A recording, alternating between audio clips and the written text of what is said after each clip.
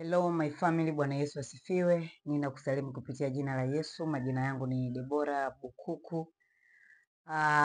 Juzi kuna challenge tulitoa. Nashukuru kwa majibu yenu mazuri sana sana sana. Kila mtu amejibu vile Roho Mtakatifu alivyoweza kumuongoza kujibu. Tunaendelea na challenge.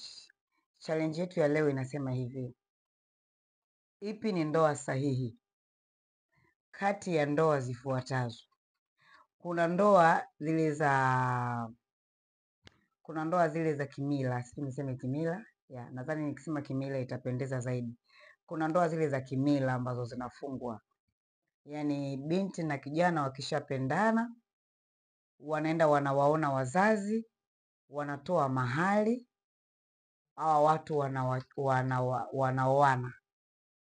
Kimila wanaoana. Kama watawekea kasherehe fulani, lakini akishalipiwa tu mahali binti basi wanaoana. Ndoa ya kwanza hiyo. Ndoa ya pili ni ndoa ya kanisani. Ndoa ya kanisani hii inaeleweka, kila mtu anaijua, ndoa ya kufunga madhabahuni. Umenielewa vizuri? Ndoa ya tatu ni ile ndoa ya mmependana tu, labda ni imani tofauti, labda we ni Muislamu, mwenzako ni Mkristo. Sasa mmependana, hakuna wa kumfuata mwenzake kuwa we Muislamu au huyu awe Mkristo ili mfunge Kiislamu ama mfunge chini ya madhabahu ya Kikristo. Kwa mnachokifanya mnasema, wewe Muislamu endelea na Uislamu wako, na wewe Mkristo endelea na Ukristo wako, ila tukafunge ndoa serikalini. Sasa ndoa ya serikali. Kuna wengine ni dini moja tu lakini wameamua kufunga ndoa serikalini. Jamani, ipi ni ndoa sahihi? Ndoa sahihi machoni pa Mungu ni ile ya kimila, hii ya serikalini, au hii ya madhabahuni?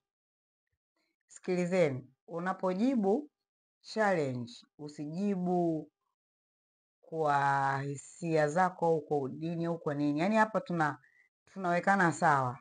Tunawekana sawa. Jibu ambalo litamjenga mwingine na kumsaidia ambaye alikuwa haelewi.